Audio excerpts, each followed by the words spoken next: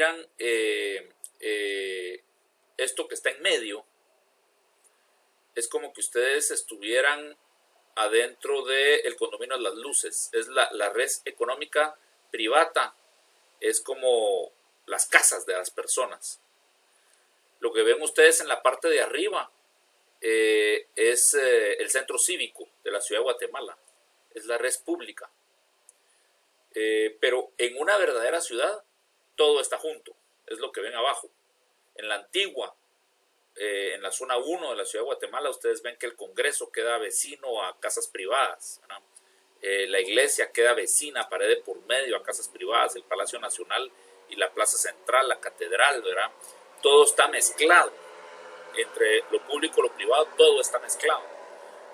Cuando empezamos esta idea de zonificar las partes de la ciudad y separarlas, fue que empezamos a crear pues condominios exclusivamente residenciales, o si no, parques de oficinas como las Margaritas, o esto también pudiera ser las Majadas, ¿me entienden? Parques comerciales. Y entonces deshicimos la ciudad. O sea, es bien importante tomar en cuenta que la ciudad mezcla las actividades cívicas con las actividades privadas de la vida.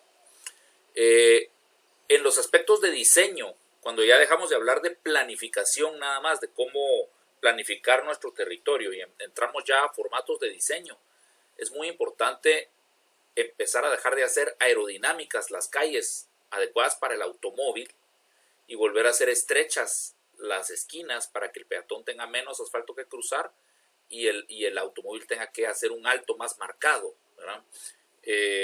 Ustedes van a Vistahermosa, que fue diseñado en los años 60, todo aerodinámico, las calles sumamente anchas, las cuadras demasiado grandes para caminarlas, están hechas realmente para manejarlas. Y después de haber hecho súper aerodinámicas las calles, resulta que tienen que poner túmulos a cada cierta distancia para controlar la velocidad de los carros. Otra cosa muy importante es que debemos de quitar el garage de la fachada de las casas. Debemos dejar de hacer esa arquitectura que desconecta la casa, la parte habitable de la casa. La desconecta totalmente del espacio público. Entonces, eso hace sumamente inseguras las calles, ¿no? Cuando uno camina por la zona 14 de la ciudad de Guatemala o la misma Vistahermosa, no se siente protegido porque las casas están de espaldas a uno, nadie lo está vigilando a uno. Mientras que las calles que tienen las ventanas de las casas que dan para afuera, uno se siente protegido. Digamos, caminar por la antigua Guatemala tarde en la noche, solito, ya no hay nadie en la calle, todo el mundo está durmiendo, pero psicológicamente no da tanto miedo como caminar solito por la zona 9 de la ciudad de Guatemala o por la zona 14 de la ciudad de Guatemala, ¿verdad? Es mucho más inhóspita esas zonas de la ciudad de Guatemala porque la arquitectura no vigila la calle. Otro caso que les puedo dar de ejemplo clarísimo es 4 grados norte. 4 grados norte es un sector en la ciudad, en la parte de la zona 4 de la ciudad de Guatemala, donde por un momento la arquitectura se vuelve a conectar con el espacio público y genera una callecita muy agradable. Y si yo me salgo de esa callecita y doy la vuelta en la esquina porque dejé estacionado el carro a un par de cuadras y tengo que caminar por el resto de las calles aledañas que tienen esos muros cerrados y los grandes portones como edificios industriales, ahí me siento sumamente inseguro. Lo mismo sienten los ladrones, ¿verdad? Lo mismo sienten los ladrones. Ellos no están tranquilos donde están las ventanas vigilándolos a ellos y están muy tranquilos donde están los portones cerrados y entonces muy probablemente me están esperando a la vuelta de la esquina. Entonces, un mensaje muy, muy importante es que la percepción de inseguridad genera más inseguridad y la percepción de seguridad produce seguridad, ¿verdad? Entonces es muy importante redescubrir el formato de diseño de calle que nos trae más seguridad y dejar de seguir construyendo el formato de calle que nos ha dejado una ciudad sumamente insegura. Entonces, esa es un poco la idea. Aparece Leon Krier a finales de los años 70, principios de los 80, entonces con sus escritos. Y eso inspira un grupo de arquitectos en Estados Unidos. Esta foto es la foto de cuando se juntaron en 1993 para fundar el Congreso del Neourbanismo. Básicamente lo que hicieron fue lo mismo que hicieron los arquitectos modernos a principios del siglo XX. ¿Se acuerdan todas las perspectivas que les enseñé en la clase anterior, donde Le Corbusier plantea cómo borrar París para sustituirlo con este sistema de torres que tenían trenes de aterrizaje, y Frank Lloyd Wright, el gran arquitecto americano, plantea cómo hacer una ciudad donde los terrenos no tienen menos de un acre y había libélulas como medios mecanizados personales de transporte para movilizarse? Esas fueron ideas que se empezaron a dibujar y a proponer por los pensadores, pero un día decidieron organizarse y se juntaron y formaron el CIAM. El CIAM es el CIAM, Congreso Internacional para la Arquitectura Moderna. Básicamente empezaron a crear un congreso y se empezaron a reunir anualmente para promover sus ideas. Cómo hacer los nuevos rascacielos, cómo hacer las nuevas ciudades y cómo separar los usos y todo eso. Se empezó a promover y promover y promover. Entonces, cuando vino la Segunda Guerra Mundial y vinieron las autopistas de Eisenhower, ya había muchas ganas de ponerse a implementar esas ideas porque habían sido muy vendidas durante los últimos 20 años, ¿verdad? A través de hasta incluso congresos internacionales. Entonces, en el 93, los neurbanistas, los arquitectos estos privados, trabajando para clientes privados, se dieron a la tarea de decir, tenemos que contrarrestar ese gran daño que le hizo a la ciudad el Congreso Internacional de la Arquitectura Moderna. Y de hecho, el Congreso Internacional de la Arquitectura Moderna sigue existiendo y se siguen reuniendo anualmente. Entonces, estos decidieron, hagamos el CNU, el Congress for New Urbanism, y empecémonos a reunir anualmente para nosotros promover cómo construir en Estados Unidos y después en el mundo este nuevo tipo de proyectos que lo que busca es volver a construir la ciudad europea a través del sector privado, en principio, ¿verdad? Porque al principio solo clientes privados tenían.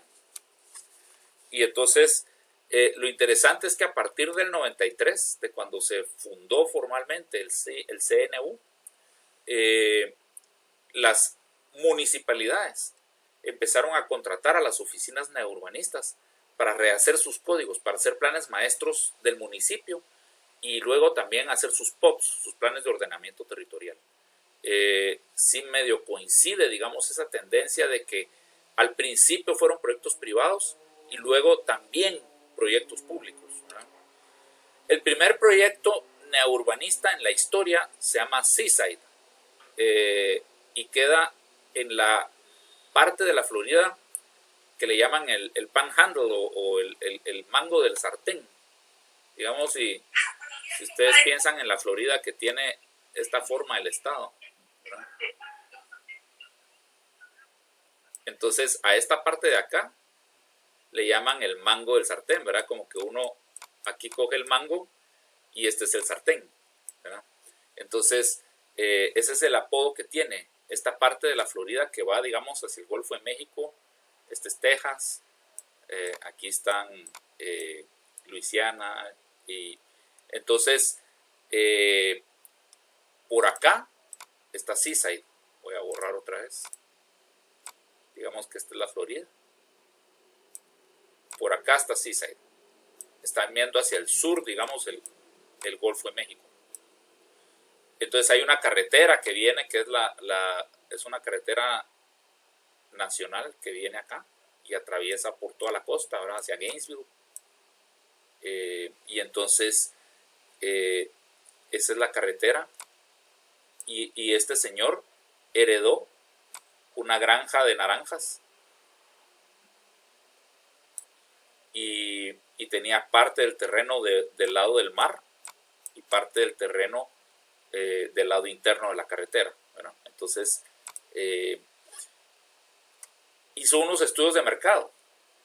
Y los estudios de mercado le dijeron, mira, aquí le vas a vender a la clase media americana, es decir, a los carpinteros, los albañiles, plomeros.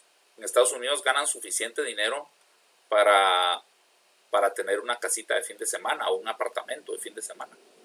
Entonces el estudio de mercado lo que le sugirió era que hiciera unas torres acá enfrente de apartamentos, digamos unas 3 torres altas, ¿no?, de apartamentos frente al mar.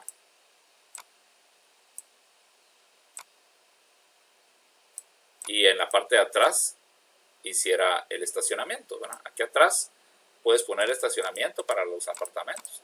Y acá hasta atrás puedes poner unas canchas de tenis, ¿verdad?, como los amenities. Así de simple, eso fue lo que le propusieron los que hicieron el estudio de mercado que hiciera su proyecto. Y cuando vemos las torres de Panajachel, pues vemos que sí, son lindísimos esos proyectos de torres, ¿verdad?, ahí frente al agua. Ya no se necesita hacer nada más, son un mamarracho, ¿verdad? Entonces,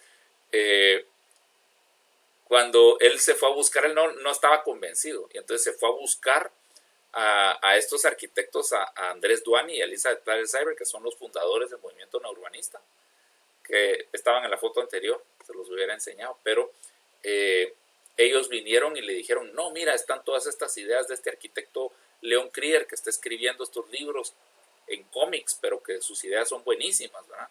Entonces, cojamos tus edificios y los acostamos, y los ponemos así horizontales, y hacemos una ciudadcita, ¿verdad? Y entonces le encantó el concepto, ¿verdad? Y entonces lo interesante del plan maestro es que, pues sí, hay propiedades. Esta es una foto muy temprana, el proyecto está mucho más avanzado hoy por hoy, ¿verdad? Todo esto ya está lleno. Entonces crearon su como placita central al lado del mar, pusieron lo más caro definitivamente del lado del mar, ¿verdad? Pero en vez de privatizar y de monopolizar unos pocos dueños el frente al mar, hicieron una lotificación que tiene todas las calles perpendiculares al mar y todas las calles terminan en el mar, ¿verdad? Y al final de cada calle hicieron acá unos como gasivos, como unos monumentitos, unas pérgolas con unos graderíos para bajar la duna y llegar a la playa, que son como que el remate visual de la calle. Entonces, aquí hay como arquitectura cívica, digamos, al final de cada calle. Hay arquitectura cívica que sirve como un portal para entrar y salir de la playa. Entonces uno compra la última casa, la de más adentro, de tierra firme, y está en la mañana, sale a la calle y voltea a ver el mar, ¿verdad? Entonces la plusvalía del mar la hicieron penetrar hasta el fondo del proyecto con esta forma de lotificar perpendicular al agua, ¿verdad? Es bien interesante, bien inteligente, y democratizan el frente al agua. En vez de dárselo a unos pocos privilegiados, en realidad lo reparten dentro de casi todos los que compren en el proyecto. Y obviamente pues hay cosas caras, cosas de precio medio y cosas baratas, ¿no? Y entonces empezó a crecer Seaside. Acá se miran mejor, ¿verdad? Aquí se miran los gasivos, los remates visuales de las calles, ¿verdad? La forma para entrar a la playa. Aquí están como mangle, que es reserva natural y no se puede quitar, y la duna es bastante fuerte, entonces se baja como un piso, digamos, el nivel que uno está caminando, se baja la duna como un piso para de verdad llegar al nivel de playa. Entonces hay escalinatas y hay que hacer un puente elevado que pasa por encima del mangle, que es reserva, ahora no se puede caminar sobre el mangle, está protegido. Como ustedes pueden ver, está todo celebrado. Aquí está su placita central y aquí empiezan a hacer los primeros edificios con comercio abajo y apartamentos arriba. Acá hacen una calle donde ponen los townhouses, ¿ve? Si se fijan, acá están todos pegadas los townhouses sin separación. Entonces esta calle de acá tiene esa personalidad de que las casas están pegadas como en una parte céntrica de la ciudad. Estas de acá se llaman side yard houses, que la casa está está acá en un lado y su jardín está a la par. Luego viene la siguiente casa con su jardín a la par y así, ¿verdad? Las de aquí atrás son las que están flotando y tienen jardín a todo alrededor, ¿verdad? Entonces hay de todos los productos en el proyecto y dependiendo el producto que uno quiere, dónde puede comprar, ¿verdad? Y obviamente pues aquí está lo más caro. Esta, como les digo, es una foto muy temprana, pero lo que sí ya se mira en la foto es que la fase 1 del proyecto, que fue por acá, ustedes ven las casas chiquitas. Y esto se fue plusvalizando tan rápido y llamó tanto la atención.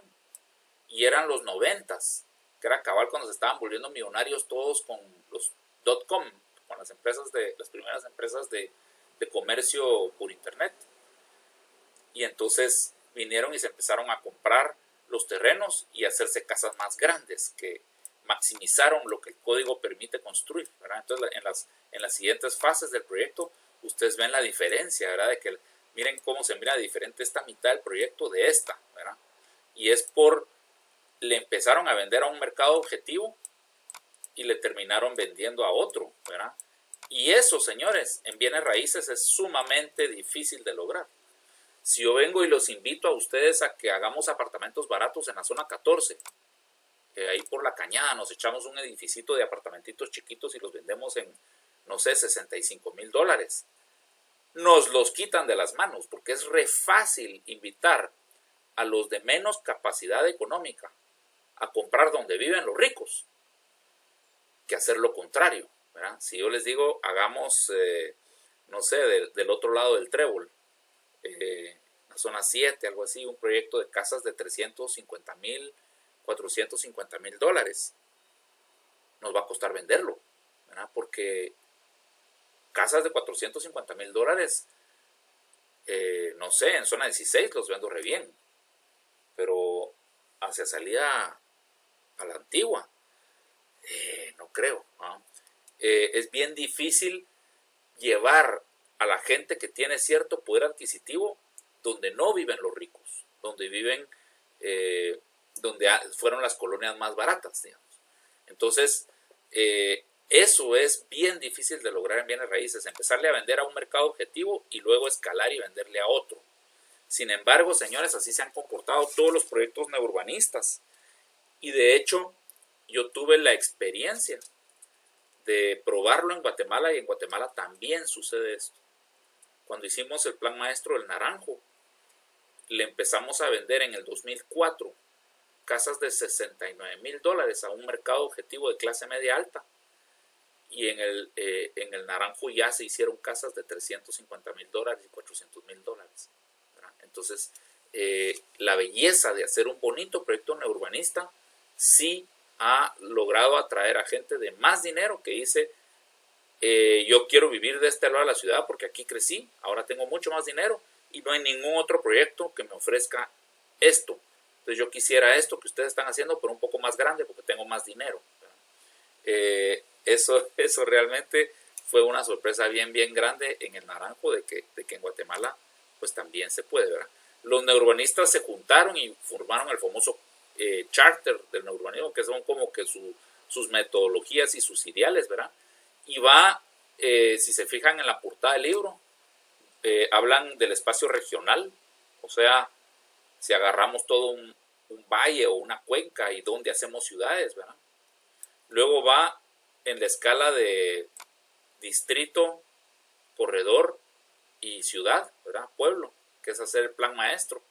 Como decir, hagamos el plan maestro de Cayalá, diseñémosle el ancho de sus calles, diseñemos el bulevar, el corredor, sería como decir el bulevar del Austriaco, cómo le cambiamos formato y lo volvemos una especie como de avenida Reforma y qué ponemos a lo largo de él, ¿verdad? Y luego por último va también a la escala de la cuadra, la calle y el edificio mismo, ¿verdad? Cuando hablamos del edificio mismo es cómo diseñamos la fachada del edificio para que su primer nivel sea agradable para el peatón. Acá cuánto hay una puerta, cuántas vitrinas hay, cuántas ventanas vigilan la calle. Entonces, como ustedes pueden ver, el neurbanismo se mueve, es una forma de pensar y de desarrollar proyectos que va desde la escala macro de una región hasta el detalle de la fachada de un edificio, ¿verdad? Entonces, se puede ser neurbanista y se debe ser neurbanista casi que a cualquier escala, ¿verdad?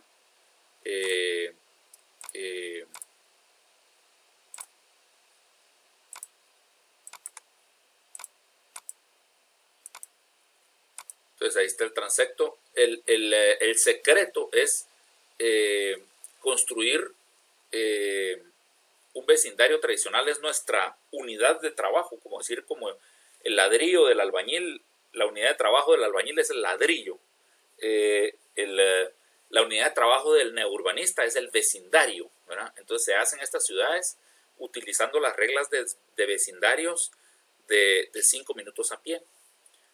Lo que el hombre camina en 5 minutos a pie son 400 metros.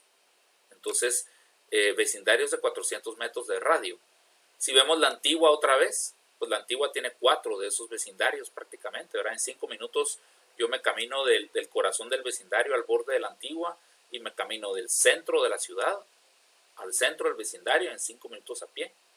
Y en 10 minutos a pie me camino del centro de la ciudad al borde de la ciudad. Y en 20 minutos a pie me atravieso toda la Antigua. Y tengo acceso a todos los productos de bienes raíces y a todas las clases sociales. Entonces, ese es un poco como que la escala a la que diseñamos. Entonces, cuando hacemos un plan maestro, hacemos una finca y la dividimos en vecindarios de 5 minutos a pie y luego los interconectamos, ¿verdad? Y eso es como que la forma en que hacemos nuestros planes maestros. Los vecindarios pueden compartir ciertos usos. Por ejemplo, en el corazón del vecindario pues pueden haber guarderías y escuelitas primarias que son solo del vecindario, pero una secundaria, digamos, o un centro comercial pueden estar un poco ya entre vecindarios y atender a más gente, ¿verdad? Nos gusta coger el mall y desarmarlo y volver a crear la Sexta Avenida en Zona 1, ¿me entienden? O sea, básicamente coger las tiendas que están adentro del centro comercial y ponerlas otra vez en la avenida principal de la ciudad. Y encima de los locales comerciales poner oficinas, lofts, apartamentos, ¿verdad? O sea, prácticamente volver a generar esa avenida donde oímos tantas las anécdotas de que los abuelos y nuestros papás iban a sextear, ¿verdad? Iban a sextear a la zona 1 después del colegio. Pues no iban a la zona 1, vivían en la zona 1. Entonces salían del colegio y antes de llegar a las casas, pues se iban a parar la cola ahí a la Sexta Avenida, ¿verdad? A ver en qué andaba cada quien, ¿verdad? Había un lugar donde juntarse. Entonces, el neurbanismo tiene diferentes frentes, ¿no? Uno de los frentes es el diseño de nuevas ciudades. Cuando está la ciudad vacía, está la tierra vacía, como decir la finca Cayalá. Entonces, en vez de diseñarlo como más suburbio y ponerle garitas y hacer lo que sucedió en Carretera El Salvador, o en vez de diseñarlo solo como suburbio, que es por ejemplo lo que hicieron en el Pulté, tanto en el Pulté Golf como en el Pulté de Caballos, agarraron una finca enorme y en vez de pensarlo como en una ciudad, solo pusieron un tipo de producto, el suburbio, solo la casa suburbana. Entonces es muy lindo el proyecto, pero ¿dónde está el supermercado en el Pulté Golf? ¿Dónde están los cines en el Pulté Golf? ¿Dónde están edificios de oficinas en el Pulté Golf, ¿verdad? O en el Pulté de Caballos? No, toda la finca fue solo un producto. Y cualquiera que se va a vivir ahí tiene que coger el carro para ir a cualquiera de las otras partes de la ciudad y hacer cualquiera de las otras actividades que no se pueden hacer adentro del Pulté Golf, ¿verdad? Es decir, todo, ¿verdad? Lo único que se puede hacer adentro del Pulté Golf es jugar golf, dormir y mirar televisión, pues, ¿verdad? Pero todo lo demás tenemos que salir del Pulté Golf, manejar varios minutos, atorarnos y pasar varios pasos a desnivel para cualquier cosa, desde comprar un litro de leche hasta pasar comprándonos una hamburguesa, todos los víveres y el abastecimiento de la casa, ordenar una pizza, cualquier cosa tiene que venir de fuera y entrar y salir todos los días, ¿verdad? Entonces, es bien diferente coger una finca y decir solo voy a poner golf y este tipo de casas, o venir y decir voy a comprar una finca y voy a poner golf, voy a poner un porcentaje de estas casas, voy a poner también un downtown con cines, con tiendas, con oficinas, con apartamentos, ¿verdad? Van a haber unas casas que están más ligadas al downtown y menos ligadas al golf, porque tengo más mercados, pues cuánta gente juega golf y cuánta gente voy a lograr hacer que se pasen a vivir a este proyecto de golf, versus cuánta gente podría yo albergar si hago un proyecto mixto, y qué tan rápido caminan mis ventas si vendo más cosas que solo terrenos, ¿verdad? Entonces, uno de los frentes del neurbanismo es plantearle al sector privado planes maestros de cómo aprovechar mejor su territorio. Otro frente del neurbanismo es, y digamos, ese que les acabo de mencionar se llama nuevas ciudades, ¿no? O new towns, lo vamos a poner aquí. Nuevas ciudades. Y esto generalmente sucede en tierras vacías, ¿verdad? Grandes, en fincas. Ciudades. En fincas. Y también se le conoce como greenfield. Green de verde, ¿verdad?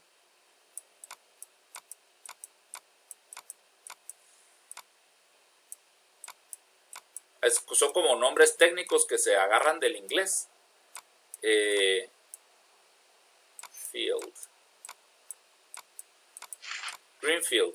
Cuando oigan el término Greenfield, se están refiriendo a esto, a proyectos tipo Cayalá, ¿verdad? Proyectos en lo verde. Luego está la retroalimentación del suburbio,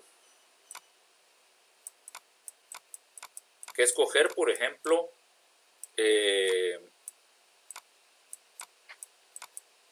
las majadas, que está diseñado de una forma muy suburbana. Está diseñado para el carro nada más.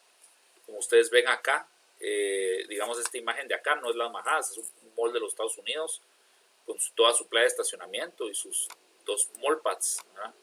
Afuera. El caso es importante porque los malls en Estados Unidos están cerrando, están fracasando, ¿verdad? Entonces los están reinventando para ver qué hacen con el edificio y su terreno. Y fíjense que en Guatemala los malls también fracasan, ¿verdad? O sea, son más exitosos que en Estados Unidos, pero también fracasan.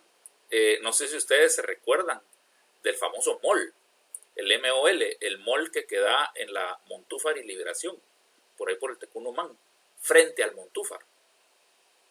El mall fracasó. ¿Saben cuándo fracasó el mall? El mall fracasó cuando se hizo Peri Roosevelt y La Pradera, y se hizo también al mismo tiempo el Semaco, que está en los próceres. Entonces la tienda Semaco, que era el ancla del mall, cerró y se fue para su nueva tienda grandota, la de Plaza Semaco, ¿verdad? En los próceres. Y el mall de La Pradera, con cines y con mucho más amenities, se llevó el mercado de mall hacia La Pradera. Y el otro mercado que podía venir al mall, que venía del otro lado del Trébol, se fueron al Peri Roosevelt, porque el Peri Roosevelt también ofrecía muchos más amenities y otros Semaco, ¿verdad? Entonces el mall se quedó fantasma y cerró, y hubo que reutilizar el edificio, y desde entonces ha sido las oficinas de la Fragua, que era Pais, y luego lo compró Walmart, ¿no? Entonces ahora son las oficinas de Walmart. Pero en realidad era un centro comercial que fracasó. ¿Y por qué fracasó si el Montúfar está enfrente? Y el Montúfar cada vez es más exitoso, les diría. Pues por el formato de mall. Eso de estar haciendo una caja de chocolates donde uno se tiene que bajar del carro y meterse a la caja de chocolates para tener la experiencia, es un poco artificial. Entonces solo tiene éxito si yo pongo una mezcla comercial muy adecuada ahí adentro, que seduzco a la gente de que se vengan a meter a mi mall y estarse ahí. Pero son muy sujetos a la competencia futura. Porque si yo hice el mall de la Pradera y está divino y me esmeré muchísimo en hacerlo, y estoy feliz con la Pradera Zona 10 y es súper exitoso, pero yo no soy dueño de la tierra en la Diagonal 6. Entonces no puedo evitar que venga la competencia y decida hacer un Oakland Mall y ganarme, ¿verdad? Y entonces se echan el Oakland Mall y es más chilero que la Pradera Zona 10. Y la Pradera Zona 10 empieza a venir para abajo, ¿verdad? Ese no ha llegado a fracasar. Le pusieron los call centers. Entonces, al tener los call centers, pues tienen un mercado cautivo y le pusieron las pasarelas para conectarlo a Zona Pradera, ¿verdad? Y entonces tienen un mercado cautivo, digamos, que les mantiene activa las partes de los restaurantes. Pero en realidad no es aquel éxito que algún día tuvo la Pradera, pues, o sea, los malls están sujetos a la competencia futura. Mientras que el Montúfar y las plazas comerciales que se parecen más a los espacios urbanos de una ciudad, ahí están, ¿verdad? Entonces, en fin, les quería, es un paréntesis, pero solo para que tomaran nota de eso, ¿verdad? Como el formato de centro comercial es bien frágil, ¿verdad? Entonces, en Estados Unidos, muchos malls han cerrado. Entonces, la idea es coger lo que era un mall, que el origen de los malls, el que inventó los malls se llama Jim Rawls. Él ya murió, ¿verdad? Pero fue un desarrollador americano que se especializó en hacer malls.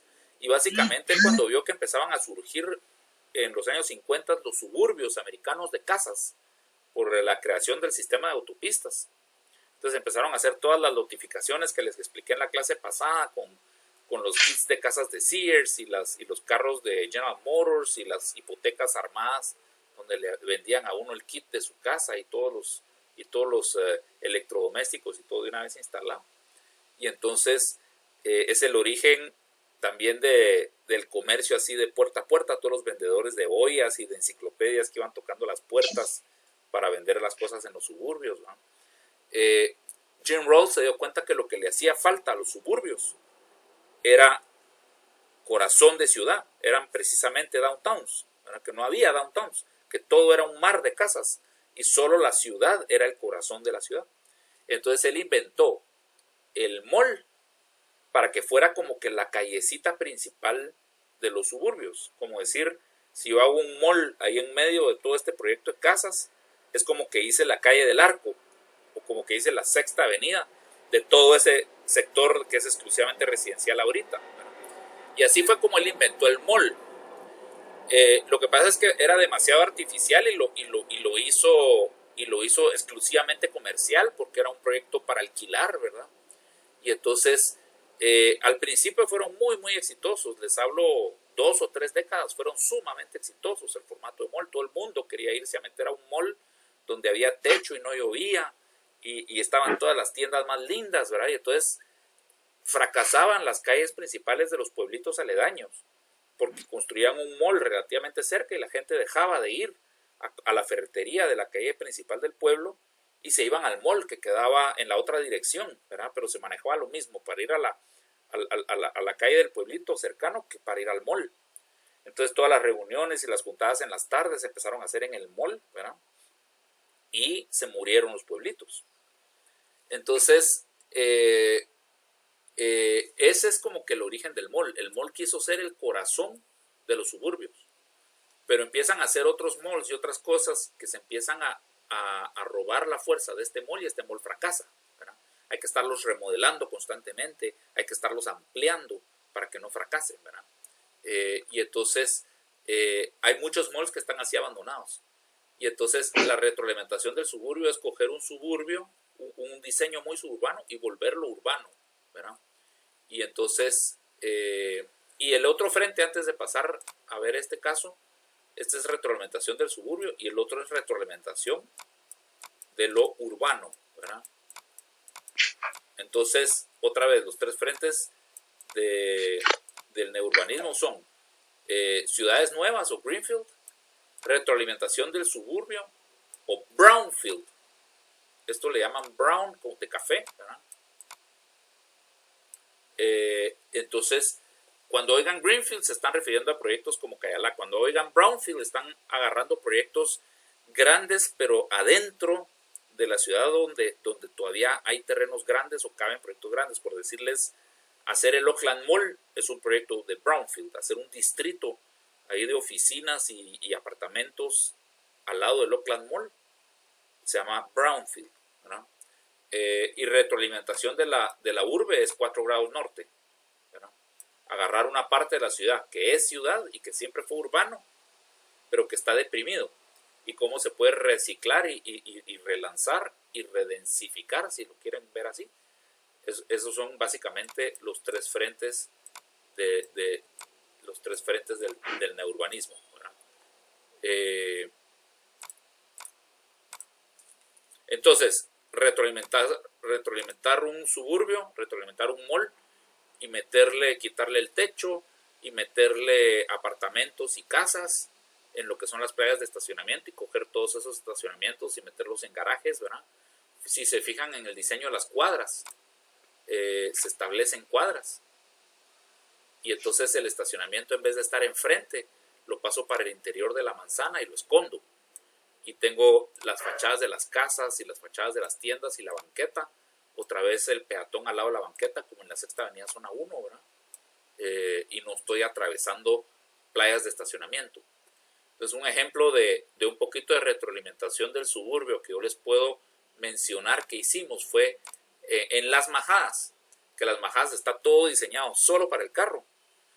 Hace muchos, muchos años, les estoy hablando, hace unos 15 años, yo les diseñé una callecita comercial tipo esta que ven acá, y es la única parte de Las Majadas que está ahí por atrás de donde está Fridays, que es una calle que va como de Majadas 11, digamos, hacia la gasolinera Shell.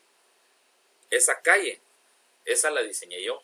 Y entonces es un lugar donde se cambia el formato y precisamente se empieza a tratar de lograr más un espacio de calle, un poquito de urbanismo, al mismo tiempo que más comercio, pues no pelea con el resto de Majadas, pero lo que trato es como de distribuir el estacionamiento para no crear esas playas de estacionamiento que son tan inhumanas, digamos, ¿no? Y si ustedes piensan, efectivamente Majadas es un proyecto sumamente exitoso, ¿verdad? Aquí quiero enseñarles este edificio de aquí en medio. Este edificio es un garaje de estacionamiento. En Estados Unidos es muy caro, también, ¿ven? En Estados Unidos es muy caro hacer sótanos y en muchas ciudades no se puede porque muchas de las ciudades de Estados Unidos quedan al lado del mar.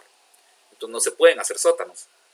Entonces, cuando yo hacía mi maestría, el caso de estudio siempre era cómo se podían hacer edificios de estacionamiento que son siempre para arriba, pero que no se vieran espantosos. Por ejemplo, la torre de estacionamientos del Banco Industrial, allá en la zona 4. A mí me parece espantosa, pues, y como ustedes miran las dos torres de vidrio espejo del Banco Industrial, y de repente aquí a la par miran una cuestión espantosa, ¿verdad?, que las arruina. Y ellos mismos la hicieron, ¿verdad? O sea, ¿cómo pudieron ser tan arquitectónicos con sus Twin Towers, ¿verdad? Y de repente a la par ponerle una cosa que estorba tanto, ¿verdad? Entonces se mira horrible la arquitectura con los pisos así torcidos porque es de rampa continua y es una torta, ¿verdad? Y uno solo mira hoyos y carros metidos allá adentro. Entonces nosotros diseñábamos garajes de estacionamiento que se les ponía fachada de edificio, ¿verdad?, para que no hicieran choque, digamos, contra el resto de la ciudad. Y nos enseñaron a diseñarlos rectos, siempre en todo lo que es visible, y esconder las rampas en la parte de en medio o en la parte de atrás, ¿verdad? Porque se prevé que precisamente con el uso mixto, cuando uno deja de hacer proyectos exclusivamente comerciales y empieza a meter vivienda y apartamentos y oficinas adentro del distrito, se requiere menos estacionamiento por metro cuadrado. Se requiere menos estacionamiento porque la gente hace muchas más cosas a pie. Entonces el carro se mantiene ahí parqueado. Entonces ya no se necesita. ¿Se acuerdan cuando les enseñé la la foto de Maryland donde les hablé que el reloj estaba desarmado y estaban puestas las piezas sobre la mesa. Y entonces se necesitaba un espacio de estacionamiento para mí en los apartamentos, porque yo vivía en el apartamento y aquí estaban las casas de mis papás y ahí también había que tener parqueo de visitas. Y luego aquí estaba el centro comercial y aquí tenían que tener parqueo para que yo viniera de mi parqueo de mi apartamento a mi parqueo del centro comercial para comprar, y luego me tenía que ir a mi parqueo del parque de oficinas, ¿verdad?, a trabajar. Entonces necesitaba un parqueo para mí aquí, otro parqueo para mí aquí, para que yo pudiera venir a ver a mis papás cuando yo quisiera, otro parqueo para mí aquí, para que yo pudiera venir a comprar, y otro parqueo para mí aquí, para que yo pudiera venir a trabajar. Entonces, yo solo tengo un carro, pero necesito que me construyan 4 parqueos por diferentes lugares de la ciudad, ¿verdad? En cambio, en un proyecto como Cayalá, solo necesito un parqueo, porque tengo un carro, lo voy a tener parqueado en el garage, y voy a ir a pie a la tienda, voy a ir a pie al apartamento, a la casa de mis papás, voy a ir a pie a trabajar, ¿verdad?, al edificio de oficinas. Voy a hacer muchas cosas a pie, y el carro tal vez se pasó parqueado en el garage toda la semana, tal vez un par de veces. Fui a agarrar el carro porque yo vivo en la Antigua y de repente necesito ir a hacer un mandado a Jocotenango, ¿verdad? Entonces, tal vez un par de veces a la semana yo voy de la Antigua a Jocotenango, porque en realidad puedo hacerlo todo en la Antigua, y el de Jocotenango puede hacer todo en Jocotenango. Entonces, el requerimiento de parqueo es menos, ¿verdad? Es menos cuando sabemos usar el suelo bien, el tráfico es menos y el requerimiento de estacionamiento es menos, ¿verdad? Entonces, a nosotros nos tocaba diseñar edificios de estacionamientos que se pudieran eventualmente, que hoy cumplieran con las reglas de estacionamiento que la municipalidad pide hoy, pero en el futuro, cuando estos garajes de estacionamiento se queden vacíos, se puedan ir volviendo apartamentos, ¿verdad?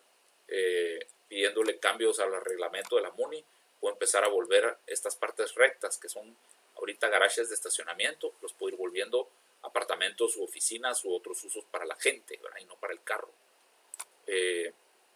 Entonces, ese es un poco los conceptos de retroalimentación de suburbio.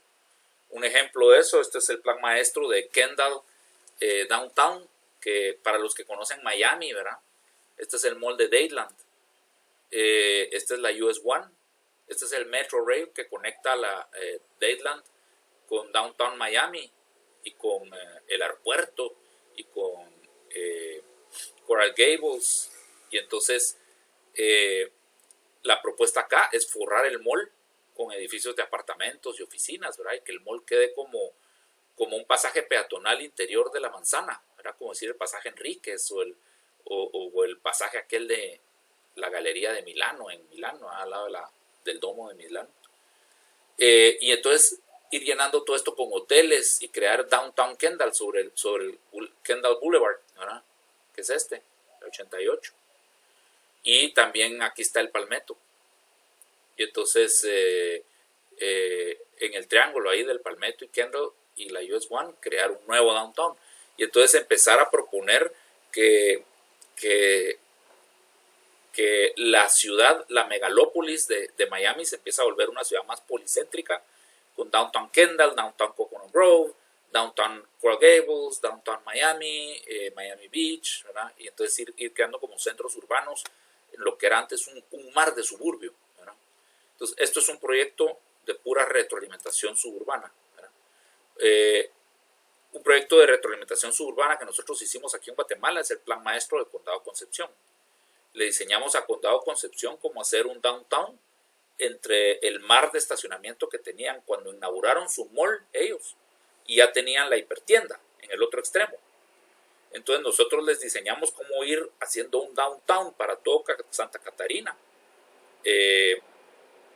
para ese sector de Santa Catarina, hacer un downtown y llenar, digamos, el mar de estacionamiento entre el mall y la hipertienda, y más o menos van ahí tratando de seguirlo, no lo terminan de entender en toda su totalidad, pero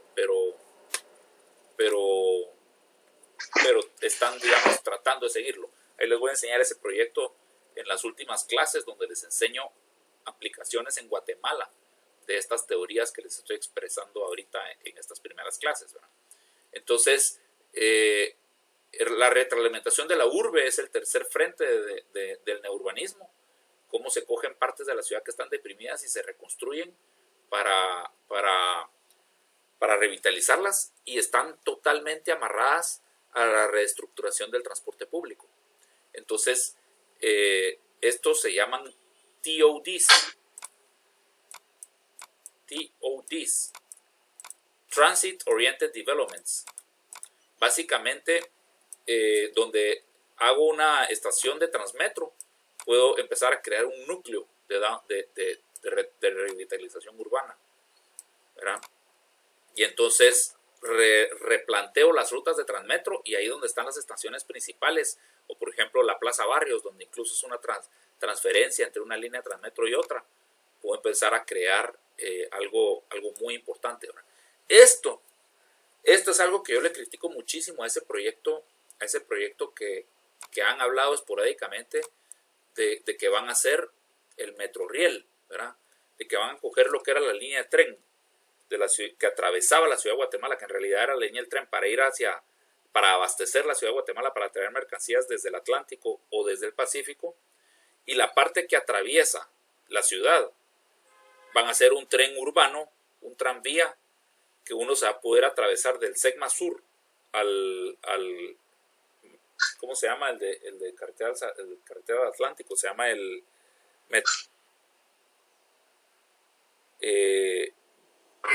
Central Norte. Centra Norte.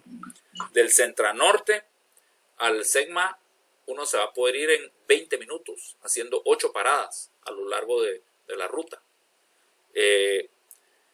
El diseño lo hizo una compañía española que se ganó la licitación, y presentaron su video y el diseño de sus estaciones, pero no hicieron, esa era la oportunidad de hacer un plan maestro de TODs, ¿verdad? Cómo plantear en donde está cada estación, cómo promover densificación, aparecimiento de edificios de apartamentos y de comercio abajo, y de cómo revitalizar los sectores acompañado de la instalación de cada una de esas 8 estaciones, y hacer como que 8 nuevas centralidades detonantes a lo largo de la ruta, ¿verdad? Cuando nosotros hicimos 4 grados norte con Saúl y Emilio Méndez, en el 2006 hicimos un charrette de cómo agrandar 4 grados norte, y entonces nos ganamos el BID, el Banco Internacional de Desarrollo, nos donó $1,5 millones en una consultoría para que vinieran una batería de arquitectos y expertos sudamericanos que han trabajado en proyectos de retroalimentación urbana en Buenos Aires, en Quito, Ecuador, en Chile, ¿verdad? Y entonces nos hicieron una consultoría de la cual salió el convencer al alcalde de que había que hacer, en vez del Transmetro, en vez de las líneas de Transmetro que él estaba tratando de hacer de la periferia, que hiciera el Transmetro Central, ¿verdad? Del corredor Aurora Cañas. Y el proyecto Aurora Cañas fue esa consultoría. Nosotros hicimos la Fundación Crecer, pero la fundación todavía no era se llamaba Asociación Crecer, todavía no era una fundación. Entonces no podía ser la receptora de una donación del BID. Entonces le trasladamos la donación a la municipalidad y lo trabajamos en conjunto con la parte de urbanística de la municipalidad. Entonces fue realmente la oficina de urbanística la que cogió la consultoría del BID y la trabajamos en conjunto. Y de ahí salió el proyecto del corredor Aurora Cañas, que es cómo hacer TODs a lo largo del eje de la Sexta y Séptima Avenida, desde la finca La Aurora hasta la Simeón Cañas. Entonces, 4 grados norte es uno de estos nodos detonantes, digamos. Entonces, eso se llaman TODs o retroalimentación de la urbe. ¿Cuánto dura el urbanismo? Ya pasamos a otro tema. La temporalidad del urbanismo. Esto es bien interesante. ¿Cuánto dura el urbanismo? El urbanismo o la ciudad cambia cada siglo, cada década, cada año, cada día o cada hora. Pues el urbanismo funciona en todos los parámetros de tiempo. Hay cosas en el urbanismo que tardan siglos en cambiar Y esas cosas tenemos que ser muy cuidadosos cómo las hacemos, porque tardan siglos en cambiar. Y eso es el fraccionamiento de la tierra. Cuando yo lotifico, estoy diseñando dónde va a ser terreno privado y dónde va a ser calle pública. Y eso tarda más de 100 años en cambiar, ¿verdad? Y tomará mucho tiempo antes de que alguien expropie unas casas para abrir una nueva calle. Y tomará mucho tiempo antes de que alguien se adueñe de una calle, se la robe, la cierre y la haga espacio vendido, ¿verdad? Sí sucede, pero es difícil cambiar la forma en que yo lotifiqué un territorio. Entonces, si yo vengo y lotifico, por ejemplo, como se hacía antes, la colonia Mariscal, las colonias de la zona 7, de la San Juan y la Roosevelt, y los hago con un sistema de cuadras abierto, que me funciona para cualquier cosa, ¿verdad? Y luego resulta que Guatemala se puso un poco inseguro, y entonces los vecinos se organizan y deciden que hay que cerrar las calles, ¿verdad? Y entonces empiezan a cerrar algunas calles y colocar garitas en otras, ¿verdad? Y empiezan a escoger sectores que ya quedan secluidos para que funcionen como un condominio cerrado. Pues me queda la posibilidad de que, acuérdense lo que les conté en la clase primera, ¿verdad? Cuando vino la revolución industrial, vinieron los problemas de crecimiento de las ciudades de los países en vías de desarrollo, que en aquellas épocas eran los países que hoy son desarrollados. Entonces, habían muchos problemas de maras y de mafias y de cosas así de tremenda inseguridad en Nueva York, en Londres, en Manchester, ¿verdad? Entonces, eran ciudades que estaban creciendo, los países se estaban desarrollando y las condiciones de vida en las ciudades eran difíciles, ¿verdad? Pero miren lo que son hoy, 200 años después, son lugares súper civilizados, súper sofisticados, ¿verdad? Uno camina por cualquier callecita de Nueva York y está llena de restaurantes impresionantes y las bienes raíces son incomprables, ¿verdad? Pero está hecho de cuadras abiertas, ¿verdad? Entonces, dentro de 100 años, no sé, las condiciones en la ciudad de Guatemala van a ser fabulosas, pues. Esto va a cambiar muchísimo de cómo, aunque nos cueste imaginarlo, esto va a cambiar muchísimo. Entonces van a poder venir y quitar todas esas barreras y todas esas garitas que se instalaron 100 años antes, ¿verdad? Y esas calles van a estar llenas de restaurantes y van a estar van a ser como 4 grados norte, todo pues, así es Nueva York, todo Nueva York es como un gran 4 grados norte. Entonces, no se van a necesitar esas garitas, no se van a desear y se pueden quitar. ¿Por qué? Porque el fraccionamiento de la tierra se hizo en una época en la que no se usaban condominios cerrados de garita. Pero vayan ustedes a componer el fraccionamiento de la tierra dentro de 100 años en Carretera El Salvador.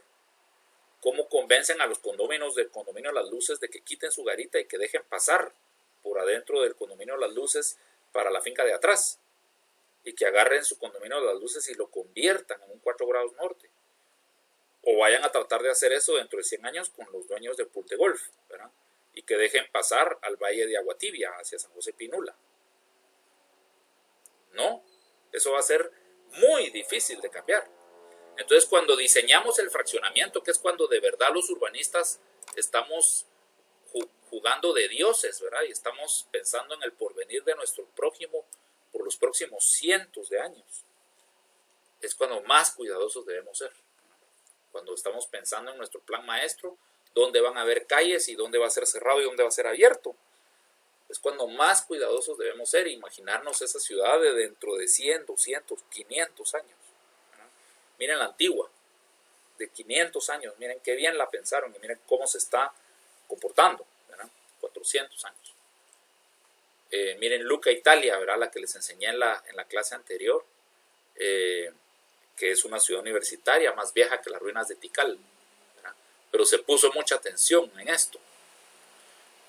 Luego viene el periodo de la construcción. En el periodo de la construcción dura décadas, ¿verdad? Entonces, si yo vengo y construyo en este terreno un chalet. Y eso está ahí durante 50 años. Ahí lo hizo el abuelo, ¿verdad? Ahí crecieron mis papás. Yo de chiquito todavía iba a jugar ahí y todavía vivían ahí los abuelos. De repente ya digamos que es la zona 9, Tívoli, y entonces ya no es bonito vivir ahí porque ya no es residencial. La casa se está usando de oficinas o se bota la casa y se hace un edificio, ¿verdad? La casa duró décadas.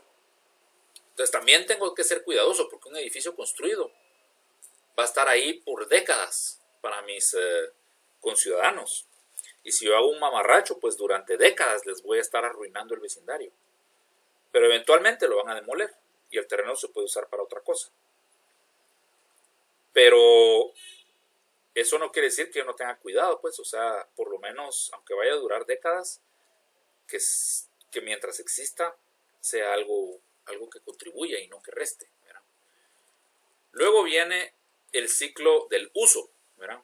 Y es lo que les decía hace un momento. Está la casa de los abuelos y durante muchas, digamos, 30, 40 años fue residencial. Pero luego ya se alquiló para oficinas. Y durante, no sé, 5 años fue usado de oficinas. De repente se fue esa empresa y lo cogió un italiano y lo volvió un restaurante, ¿verdad? Entonces durante los siguientes 7 años es un restaurante, ¿verdad? Pero es el mismo edificio que tiene diferentes usos. Y por último está el ciclo de la operación, que es, ok, es un restaurante. Y entonces resulta que a partir de las 9 de la noche ya le suben un poquito el volumen a la música y se va volviendo un barcito, ¿verdad? Entonces, ¿de qué horas a qué horas la música puede estar a cierto volumen y de qué horas a qué horas debe estar ya cerrado porque hay ley seca? Y a qué horas de la madrugada, digamos 6 de la mañana, puede llegar el camión del gas propano a reabastecerme la pipa de gas, y luego se va el camión del gas propano y empiezan a llegar los que traen todas las aguas embotelladas y me reabastecen las bebidas, ¿verdad? Y a qué horas empezamos a prepararnos y me va llegando el cocinero ya para ir preparando la cocina para abrir para los desayunos o para abrir para el almuerzo, ¿verdad? Entonces están las horas de operación, incluso están los días de la semana, ¿verdad? Estos horarios son diferentes en fin de semana que dentro de los días normales de la semana, ¿verdad? Entonces el urbanismo tiene, no solo en los aspectos del uso de suelo, sino que también en los aspectos del tráfico, ¿verdad? Tiene todas estas épocas o momentos en el tiempo. El fraccionamiento tiene mucho que ver con el tráfico. El uso de suelo también tiene mucho que ver con el fraccionamiento, ¿verdad? La construcción, el uso y la operación, todas son cosas que tienen que ver con el uso de suelo y va inherentemente amarrado a la cantidad de tráfico, ¿verdad? Entonces, ese es un poco ¿cómo se llama?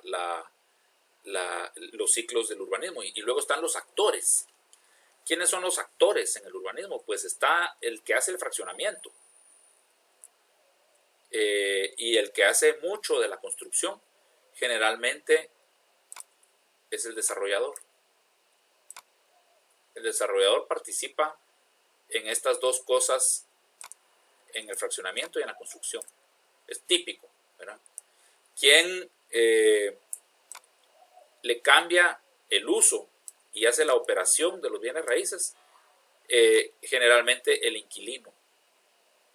El propietario está amarrado a todo, ¿verdad? El propietario a veces es dueño de una finca y se asocia con un desarrollador y el desarrollador lotifica y se comparten las ganancias, ¿verdad? O el mismo propietario se vuelve desarrollador, él la lotifica y lleva las ganancias. Pero el propietario y el desarrollador trabajan en estas dos cuestiones, ¿verdad? De repente el propietario vendieron los apartamentos, entonces pasó otro propietario a ser dueño, o otra serie de propietarios a ser dueños de los apartamentos. Y ellos o los usan como apartamentos, o los usan como oficinas si compraron un espacio de oficina, o lo alquilan. Y entonces es el inquilino el que lo usa, ¿verdad? Y lo opera. O es el propietario el que lo utiliza y lo opera, o es el inquilino, pero el propietario es el responsable, ¿verdad? Entonces, ese es un poco los actores, quienes son los que hacen la ciudad y los que la usan, ¿verdad?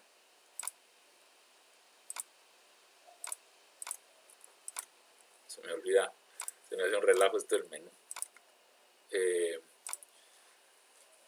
Entonces, en la profesión del urbanismo y la evolución de la profesión, digamos, y los retos de la disciplina del urbanismo. Durante la mayor parte de la historia, como vimos en la clase anterior, el urbanismo, las ciudades fueron de cientos de miles de habitantes y el hombre tuvo principalmente una vocación económica agrícola. Entonces, los urbanistas se usaban para hacer más bellas las ciudades. Las ciudades competían por su belleza, por su, digamos, Florencia competía con Bolonia, ¿verdad? Por su belleza. Entonces contrataban arquitectos para que hicieran las iglesias más bellas y las plazas más bellas. Y si ustedes han viajado a Europa, o por ejemplo también un caso excelente que les puedo demostrar aquí en Guatemala, es la plaza central de San Juan Zacatepeques, que tiene construido un portal en todo alrededor de la plaza, en los 4 lados. En la época de Ubico y de Estrada Cabrera se construyeron muchos de esos portales para uniformar las plazas y hacer más elegantes los pueblos, y hacer, digamos, al lado de la catedral del pueblo y de la municipalidad, amarrarlos con un portal todo uniforme, construido por el Estado, digamos, y ese tapa las fachadas desordenadas de los dueños privados que daban a la plaza central. Entonces el portal está sobre la banqueta y como que es la nueva fachada de la plaza central. Eso se hizo muchísimo en Europa para competir entre la belleza de la ciudad esta con la ciudad otra. Por ejemplo, la Plaza San Marcos en Venecia está totalmente uniformada, la Plaza Mayor de Madrid, ¿verdad? Son totalmente uniformadas, pero no fue porque se pusieron de acuerdo los vecinos y lo hicieron así, sino que porque vino el Estado y por competencia, digamos, embelleció su plaza para que los turistas y los comerciantes vinieran acá en vez de ir allá, ¿verdad? Entonces, la competencia entre ciudades era así, y la estética era la tarea principal de los urbanistas, hacer paseos como el Paseo de la Reforma o el Paseo de los Campos Elíseos en París, ¿verdad? Esas eran las grandes tareas, los monumentos, ¿verdad? Los palacios, esas eran las grandes tareas de los arquitectos urbanistas, principalmente la estética de las ciudades.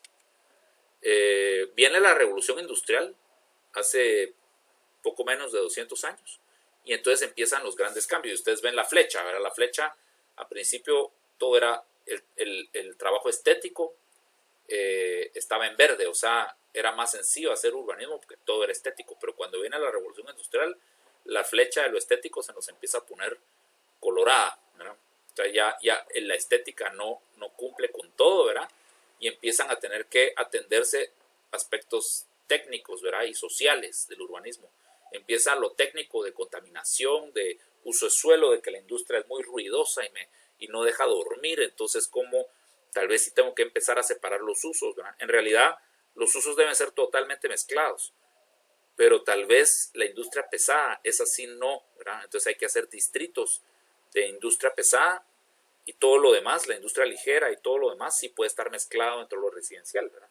Entonces, pero esos aspectos técnicos empezaron a aparecer precisamente durante la Revolución Industrial, y lo social, como se hacinaba la gente y se empezó a venir todo el campesino a vivir a la ciudad para trabajar en las fábricas. El crecimiento demográfico fue explosivo y eso empezó a traer muchos problemas sociales de violencia intrafamiliar, de inseguridad, de mafias, de maras, ¿verdad? De pandillas. Y entonces empieza también los aspectos sociológicos del urbanismo, ¿verdad? Y entonces esas tendencias estética, técnica y social empiezan a amalgamarse en lo que empieza a ser la fundación de la profesión del urbanismo, ¿verdad? O sea, es eso de ser urbanista, como ser arquitecto y además ser urbanista, es algo relativamente nuevo, ¿verdad? eran los arquitectos los que hacían el urbanismo antes, no, pero no era que existiera una especialización en urbanismo, ¿verdad?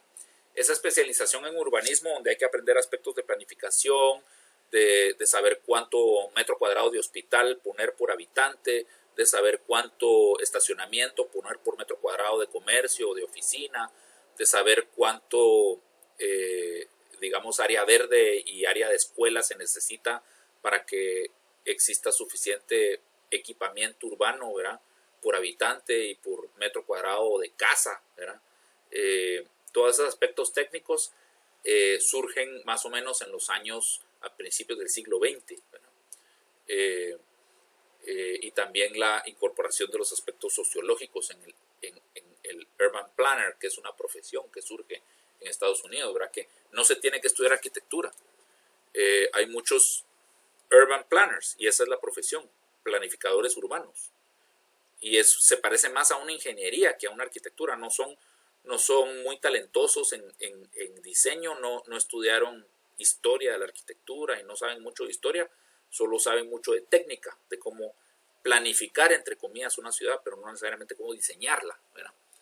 En los años 30 empieza formalmente a burocratizarse la profesión del urbanismo y empiezan las municipalidades a tener todos estos requerimientos de estacionamiento y requerimientos de áreas verdes y requerimientos de esto y lo otro y empiezan a tenerse que sacar licencias de construcción para que sean aprobadas las notificaciones y los proyectos de casas, ¿verdad?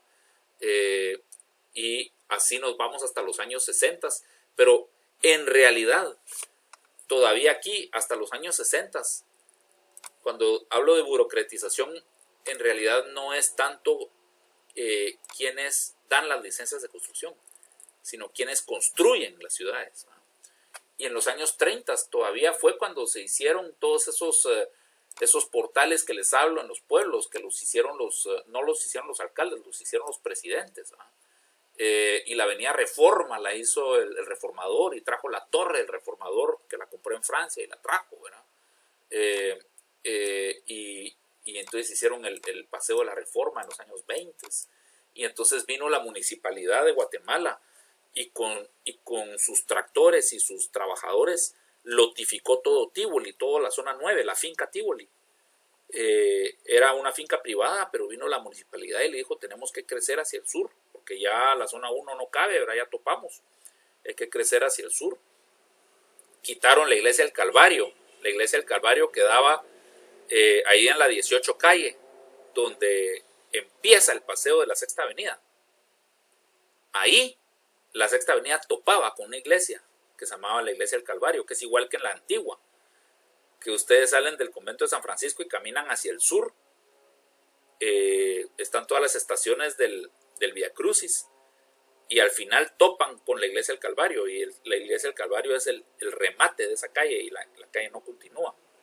Como la zona 1 era una réplica de la antigua Guatemala, lo que equivale a esa calle que va hacia el sur, digamos hacia el volcán de Agua y topa con la iglesia del Calvario, lo que equivale a esa calle en el caso de la ciudad de Guatemala era la Sexta Avenida y topaba con la iglesia del Calvario antes de llegar al cerro donde está el Teatro Nacional.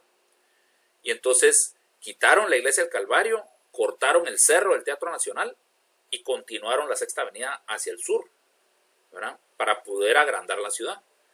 Todo ese trabajo lo hizo la Municipalidad de Guatemala, con sus trabajadores. La Municipalidad de Guatemala tenía como su departamento de caminos. Construyeron todos los drenajes y los colectores.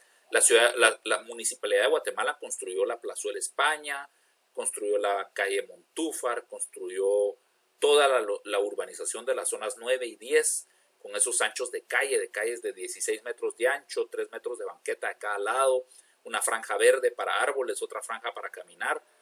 Ese tipo de urbanismo todavía lo hizo la Municipalidad de Guatemala con su dinero y con sus trabajadores.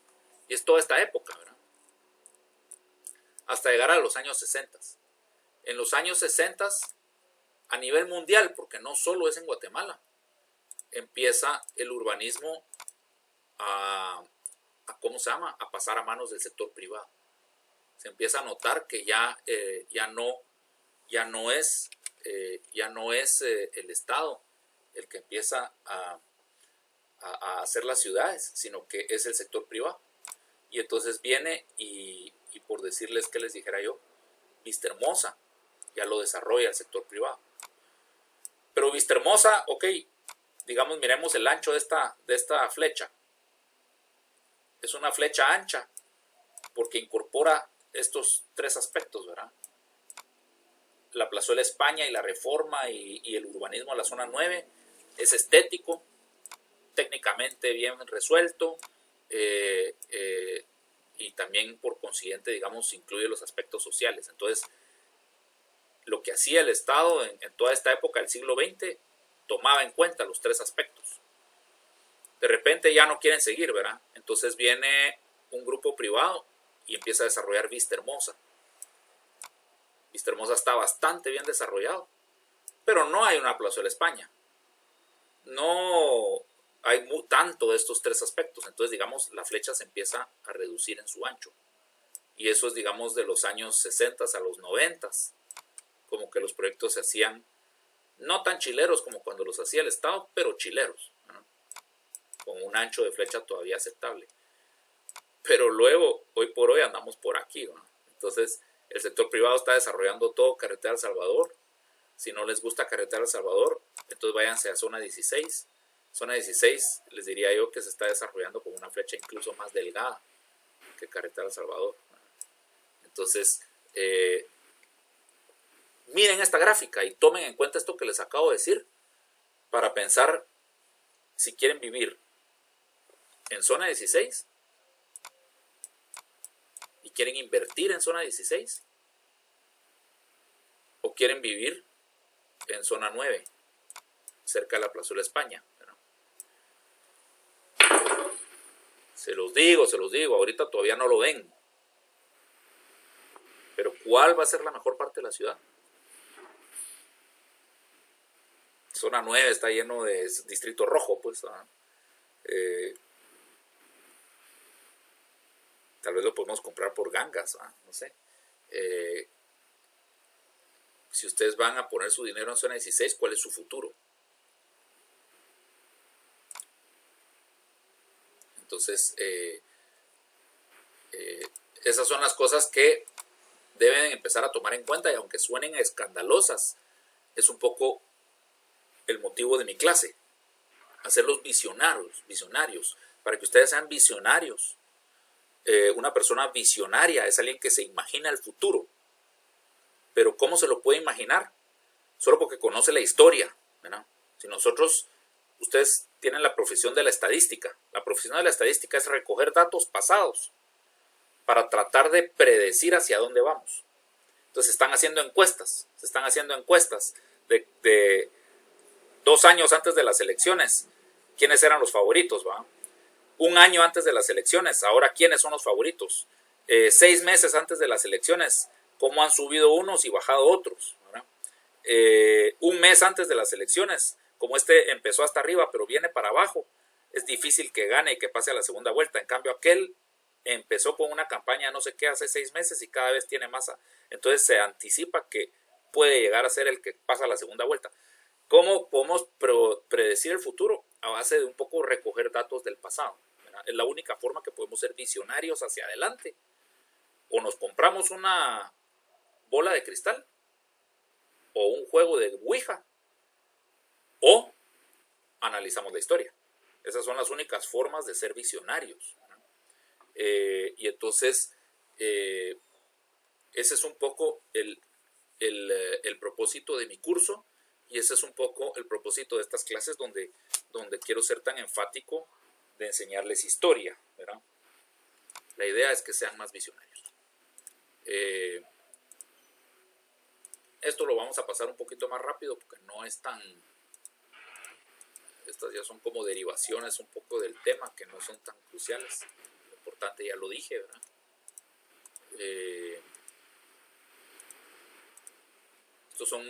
Esto es más para una clase para arquitectos donde sí podemos entrar a detalles, ¿verdad? Pero sí quiero terminar esta clase porque luego empiezo otro PowerPoint antes de que, o sea, vamos a seguir hasta las 9, pero este PowerPoint se termina con esta collage de imágenes que armé, que sí me sirve para comunicarles un poquito una comparación, ¿verdad? Y básicamente aquí lo que hice fue que dividí ¿cómo se llama? La pantalla a la mitad. Está el lado izquierdo y el lado derecho. En el lado izquierdo pongo Dubái. Dubái, porque hemos oído tanto de Dubái, ¿verdad? Y es tan famoso últimamente. Y como que si fuera la sexta maravilla del mundo. Y es para que vean que la humanidad le cuesta ser visionaria. Y le cuesta ser... sigue equivocándose todo el tiempo, sigue tropezándose. Imagínense en medio del desierto, por puro ego, porque se han inflado de dinero vendiendo el petróleo, pero se les está acabando el petróleo. Entonces necesitan reinventarse. Ellos ya se dieron cuenta de que hoy ganan mucho y han ganado mucho dinero por décadas, porque el mundo ha requerido petróleo y ellos lo tienen de una forma barata, pero cada vez tienen menos porque el petróleo no es renovable. Entonces el petróleo sí se está acabando y cada vez es más caro explotarlo, y además el mundo está viendo cómo deja de depender del petróleo y de los hidrocarburos, y entonces la electricidad, las baterías, los carros eléctricos, la energía nuclear están avanzando a forma sumamente acelerada y van a ser las fuentes de energía del futuro, ¿verdad? Entonces ellos dijeron, ok, cuando ya no tengamos petróleo o ya no nos lo quieran comprar, ¿de qué vamos a vivir? Entonces dijeron, hagamos una ciudad y vivamos de urbanismo y vivamos de turismo y vivamos de todo lo que ofrece una ciudad, y entonces eso nos va a traer divisas. Pero se ponen a diseñar una ciudad desechable, igual que Las Vegas, ¿verdad? Llena de edificios modernos que luego hay que demoler, igual que Las Vegas, y construir otros, ¿verdad? Entonces eso es carísimo. Se ponen a hacer unas autopistas. Miren esta autopista con tulipanes. Y estos tulipanes en medio del desierto hay que traer aviones desde Holanda, uno por semana, ¿verdad? Para poder cambiar los tulipanes de todos los bulevares de Dubái. Y el espacio, digamos, entre edificios son unas grandes playas de estacionamientos. Entonces el espacio, hacen el edificio más alto del mundo, un edificio de vidrio espejo en medio del desierto, ¿verdad? Para que le pegue el sol por todos lados y el reflejo pegue en todos los edificios de alrededor y sea re incómodo, digamos, para todos los edificios de alrededor. Luego, no se le abre ni una ventana porque es de vidrio espejo, para que tenga que estar operando el aire acondicionado todo el tiempo, ¿verdad? Que nunca deje de funcionar el aire acondicionado. Luego, todo el espacio entre este edificio y este es completamente inhóspito. Esto no está hecho para que yo lo camine. Esto está hecho para que yo maneje de este edificio a esto. Igual que en las majadas, ¿verdad? En las majadas yo estoy en Tienda Max. Y me fui a comprar una televisión a Tienda Max. Y ya escogí la televisión que quiero y todo. Y estoy a punto de decirle al vendedor, mire, sí, me voy a llevar esta, cuando me acuerdo que en Sears también hay televisiones. Y entonces digo yo, antes de comprar aquí en Tienda Max, me voy a ir a Sears, porque ahí también hay televisiones, a lo mejor ahí tienen algo más barato o algo más chilero. Y entonces me subo a mi carro en Tienda Max, manejo 100 metros y me parqueo en Sears. No camino de Tienda Max a Sears, porque no está hecho para que yo lo camine, es totalmente inhóspito, ¿verdad? En cambio, miren del lado derecho, Roma,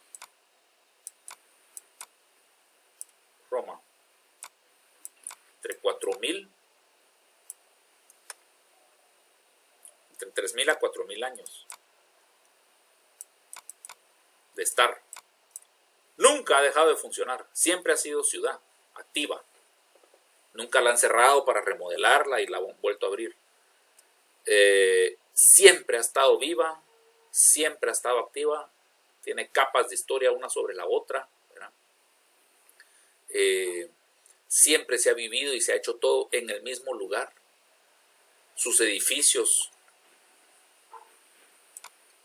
forman calles estrechas, sin un árbol, nada verde, pero son frescas porque la altura de los edificios y el ancho de la calle es para que el sol no le pegue a la calle y forme un sistema de venturis, como chiflones, puro radiador.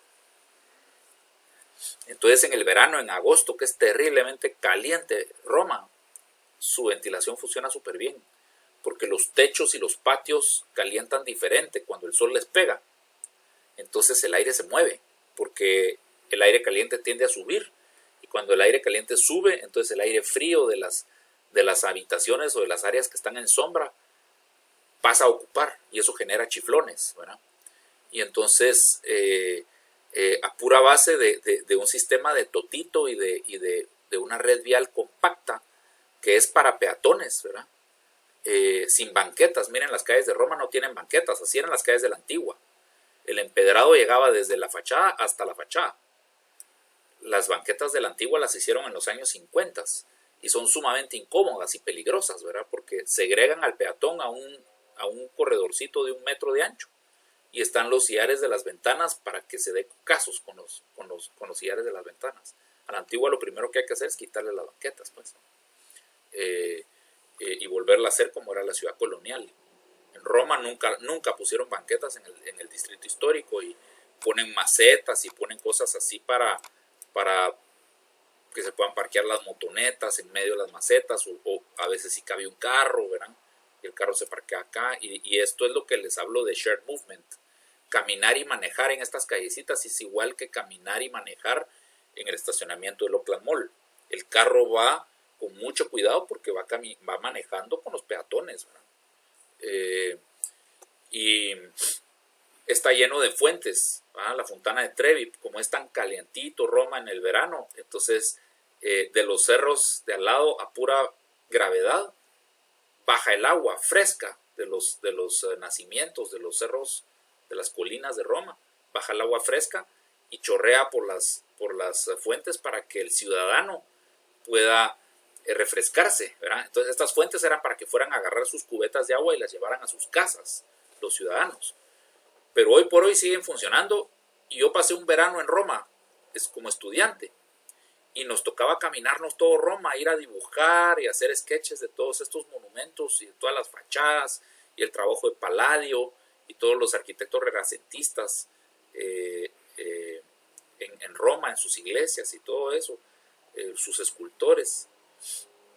Entonces nos pasábamos asoleándonos, caminando todo Roma en el calor de la mañana, y cuando uno llegaba a estas fuentes que hay por todos lados, andaba uno con su botecito de plástico de agua pura que había comprado en el desayuno, y se lo quedaba, ¿va? Y lo llevaba así entre la bolsa y la chumpa, y cuando pasaba, y la chumpa amarrada a la cintura, ¿va? Porque había calor, y cuando pasaba por una fuente rellenaba su botecito de agua y salía fría el agua. Entonces se vaciaba uno el botecito y lo volvía a llenar para llevar agua fresquita y seguir caminando y seguir trabajando. Nos pasábamos rellenando nuestros botecitos de plástico que no botábamos a la basura, sino que los reutilizábamos y los reutilizábamos en las fuentes de la ciudad de Roma, ¿verdad? Agua totalmente potable que baja de los cerros desde hace 3000 años para alimentar las fuentes de la ciudad de Roma. Y miren la diferencia de la foto aérea, pues. O sea, miren aquí cómo se tiene que agrupar X cantidad de gente en esta torre, que si ustedes la cogen y la acuestan igual que en Seaside, hasta tal vez más gente les cabe aquí, ¿verdad? Tal vez logran más habitantes por kilómetro cuadrado que en este tipo de desarrollo, ¿verdad? Entonces es increíble cómo el hombre tiene tanta sabiduría de hace 3000, 4000 años, pero hoy en pleno siglo XXI está haciendo estas tonteras, ¿verdad? Cuando sabemos perfectamente bien cómo debiéramos hacerlo, está probado. ¿Por qué seguir inventando algo diferente, nuevo, si lo que ya está probado que funciona, ya está ahí el ejemplo, ¿verdad? Entonces, ¿por qué no crear una versión tal vez un poquito más actualizada de Roma? Pero ¿por qué seguir insistiendo en inventar una arquitectura moderna? Y esto es lo que pasa cuando yo insisto en inventar cada vez, ¿verdad? Entonces, igual aquí, a la derecha ustedes ven el Coliseo romano, o las ruinas del Coliseo romano, pero sigue siendo uno de los edificios más bellos del mundo, ¿verdad? ¿Y por qué? Pues porque su arquitectura está dirigida a la mente. Su arquitectura es algo sumamente racional. ¿Qué es el Coliseo romano? Es un andamio, es un andamiaje para poder poner estanterías, para poder poner a los espectadores para que miren para en medio, ¿verdad? Hacia la actividad que se va a llevar a cabo en medio. Entonces, ¿cómo armo un andamio? Pues primero necesito pues pilotes verticales, ¿verdad? Continuos, que lleguen hasta el piso. Y luego necesito pues amarrarlos, ¿verdad? Horizontalmente. Y entonces el peso, para que se estabilice, pues pongo algo bastante pesado arriba, para que el peso de esto me lo termine de apretar hacia el piso y lo ensamble todo. Y entonces el peso de esto lo tengo que trasladar por arcos, digamos, que la fuerza se vaya cruzando poco a poco en cada piedra para que se vaya verticalizando y se vaya yendo hacia el suelo, ¿verdad? Entonces eso es lo que estoy haciendo aquí. El peso de esto lo estoy distribuyendo en curva hacia abajo para que vaya agarrando su camino hacia el suelo a través de los pilares. Entonces, si yo expreso esas fuerzas, digamos, pongo el capitel de la columna como la mano del mesero sosteniendo el azafate, ¿verdad? Y voy desviando las fuerzas hacia abajo y pongo otra manita aquí que me coge esas fuerzas, ¿verdad? Y entonces distribuyo unas por la columna y otras por acá, por el pilastre, y abajo pongo una base más ancha para que ese peso se distribuya mejor en la tierra. Eso se ve lógico, ¿verdad? Cuando yo miro todas estas formas, no son solo adornitos, son adornitos que están celebrando la ingeniería de cómo está funcionando esta estructura. Entonces, mi mente las mira lógicas. A mi mente le gustan porque hay un orden ahí, hay una belleza, porque también encima de todo estudio las proporciones ideales. En vez de hacer un arco así todo pache, ¿verdad? No, el hombre cuando se para, cuando el hombre está de pie, tiene una proporción vertical, ¿verdad? Entonces, ¿por qué no hago también arcos con proporción vertical y ventanas con proporción vertical? Para que tengan que ver un poco con la forma del cuerpo humano, ¿verdad? Es más elegante estas proporciones verticales que cosas horizontales, como esto, ¿verdad? Entonces, hay aquí un estudio también de las proporciones ideales para lograr algo que los griegos descubrieron y siempre persiguieron, y luego se ha buscado a través de toda la arquitectura clásica y de forma automática también en la arquitectura tradicional, que es la búsqueda de la belleza. Hay un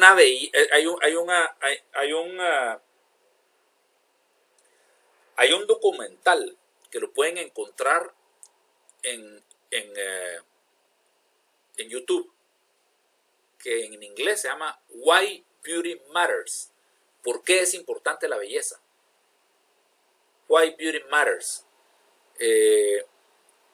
Lo voy a buscar y en la próxima clase les pongo en el chat el link del documental. Vale la pena que lo vean.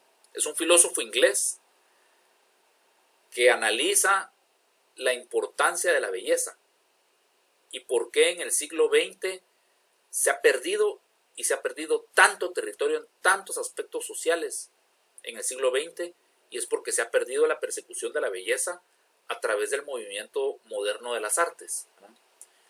En las artes plásticas, en las artes escénicas, se ha dejado de perseguir la belleza. Ustedes ahora encuentran unos museos en Nueva York, en París, incluso aquí en Guatemala, en 4 grados norte, se han hecho exposiciones experimentales de ciertos artistas de protesta, ¿verdad? El otro día había en 4 grados norte una exposición en una galería de esas temporales que hay en 4 grados norte, donde una chava desnuda estaba, no me recuerdo si estaba como acostada en una cama de clavos, ¿verdad? Entonces ella era real, estaba ahí y de verdad estaba desnuda y estaba acostada en la cama de clavos, y era una como obra de arte de protesta, o de lo que quería era, esas obras de arte efímeras que no son para quedarse, sino que solo existen un poco de tiempo y que a veces involucran al mismo artista. Y entonces hay que ir a la exposición a verlas porque solo van a estar ahí el día de la exposición. Y esa es la obra de arte, ¿verdad? Pero ahí no se está buscando belleza, se está buscando gritos, se está buscando hacer bulla, se está buscando llamar la atención, se está buscando el sensacionalismo.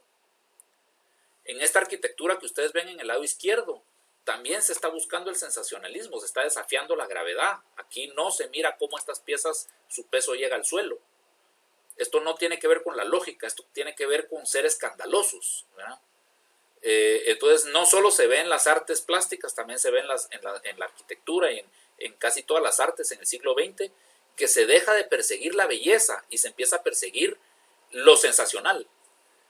Y lo que pasa tristemente es que la arquitectura moderna, en esa su persecución de lo sensacional, pues es sensacional la primera vez que yo lo veo. Esto es una municipalidad en una prefectura de Japón. Un diseño de un movimiento que se llamó el metabolismo japonés, y es de los años 70. Esta es una propuesta para una municipalidad también en un pueblo de Dinamarca. Puse las dos fotos porque esto es lo de los años 70 y esto es lo de ahora. Hasta se parecen un poquito en la volumetría por el ángulo que tiene la foto, ¿verdad? Les voy a ser sincero, le di espejo a una de las dos fotos para que se miraran similares, ¿verdad? Como viendo hacia el mismo lugar, para dramatizar más el efecto de que esto algún día se vio así de chilero, digamos así de contemporáneo, y unas décadas después realmente se mira espantoso.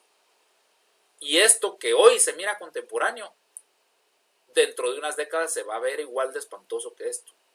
Toda la arquitectura moderna tiende a pasar de moda. Al edificio del Triángulo se le cayó el techo hace como 2 o 3 meses, el techo del último piso. Salió en las noticias. El edificio del Triángulo es tan feíto ya que ni mantenimiento le dan. Y el valor de las bienes raíces adentro de la arquitectura moderna decae con el tiempo, ¿verdad? Entonces, el edificio de Biuca y Alá,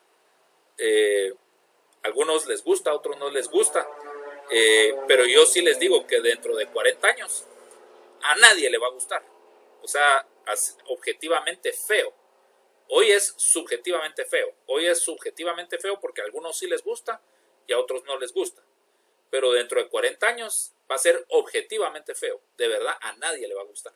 Yo creo que a nadie le gusta esta foto de aquí abajo. Yo creo que a nadie le gusta mucho el edificio del Triángulo. Yo creo que a nadie le gusta mucho el edificio del Centro. Allá en la 8ª calle, zona 1, al lado del Palacio, frente al Palacio Nacional, digamos, al lado de la catedral, que está en la cuadra de atrás, pero que se mira perfectamente desde la Plaza Central y nos arruina por completo la Plaza Central. Ese edificio ya pide a gritos que le pongamos dinamita, pues, ¿no? Y es un edificio hecho por un arquitecto que todavía vive. O sea que es donde les digo yo, en ese ciclo de la construcción que dura décadas, ¿verdad? Tenemos que tener cuidado qué estamos haciendo hoy, porque si va a durar décadas, que no arruine el centro histórico, ¿verdad? En la arquitectura tradicional y en la arquitectura clásica se buscaba la belleza. Era parte, se buscaba que fuera funcional, que fuera barato, que fuera sólido para que no se fuera a caer con los terremotos y que fuera bello. Igual de importante eran todas las cosas, ¿verdad? No era solo que fuera funcional, ni solo que fuera contra terremotos. Ser bello era igual de importante. En el siglo XX, con la arquitectura moderna, empezaron a preguntarse los arquitectos modernistas si la belleza realmente era importante, ¿verdad? Si no era algo banal, que se lo podíamos quitar y que la arquitectura realmente debería parecerse más a la máquina para ser más utilitaria, ¿verdad? Y el resultado es que, y lo interesante de ese documental cuando lo vean, de por qué la belleza importa, es bien interesante porque dice, la conclusión de este filósofo inglés es, miren, la belleza es algo que el hombre, el espíritu, el ser humano necesita. El espíritu lo necesita. El ser humano necesita paz, necesita crecer, necesita, digamos, aprender algo nuevo cada día, hacer más ejercicio, o sea, progreso. El espíritu del ser humano necesita progreso constante, ¿verdad? El espíritu del ser humano necesita cada vez hacer más dinero, ¿verdad? El espíritu del ser humano necesita la amistad. El espíritu del ser humano necesita el amor. El espíritu del ser humano necesita belleza, ¿verdad? La belleza es tan importante como la amistad, como la honradez, como el amor, ¿verdad? No lo debemos quitar de nuestras vidas y de nuestros objetos, de las cosas que usamos y de las cosas que creamos. Deben ser bellas y los diseñadores y los constructores debemos perseguir la belleza, no solo la economía. Si no hay belleza, yo cojo algo que era funcional y se vuelve inútil. El edificio del Triángulo fue funcional cuando lo inauguraron y estaba de moda. La falta de belleza no era un issue porque estaba de moda. Entonces digamos que hacía juego con la estética de esa arquitectura de esa época. Entonces las oficinas se mantenían llenas, los elevadores funcionaban nítido, era útil el edificio. Pero su falta de belleza fue haciendo que pasara de moda. Y entonces el edificio se va volviendo inútil, al punto de que hay de haber un montón de oficinas vacías. Ya ni cobran bien la cuota de condominio, entonces no le dan mantenimiento a los elevadores, ¿verdad? Al punto de que ya se les cayó el techo del penthouse, ¿verdad? De tan mal mantenimiento que le dan al edificio, se cayó el techo del último piso. Así de inútil se ha ido volviendo el edificio del Triángulo por su falta de belleza. Pero váyanse ustedes a coger una casa de la antigua, una casa vieja de la antigua, que tal vez ni funcionaba bien, ¿verdad? Porque en las casas de coloniales ustedes están durmiendo en el dormitorio y para ir al baño tienen que salir a la intemperie, al corredor, ¿verdad? Para ir al baño. Ni siquiera puedo mantenerme adentro de la casa para moverme de un ambiente al otro. Yo tengo que salir afuera que me dé catarro para... No podemos decir que era una arquitectura funcional per se, ¿verdad? Es una tradición de construir casas de patio, las que usaban allá. Y dice uno, bueno, eso era antes, pero ahora que ya no sigan haciendo casas de patio, ahora que ya las modifiquen, pues, y hagan casas como las de las luces, ¿va? Funcionales. Pero no.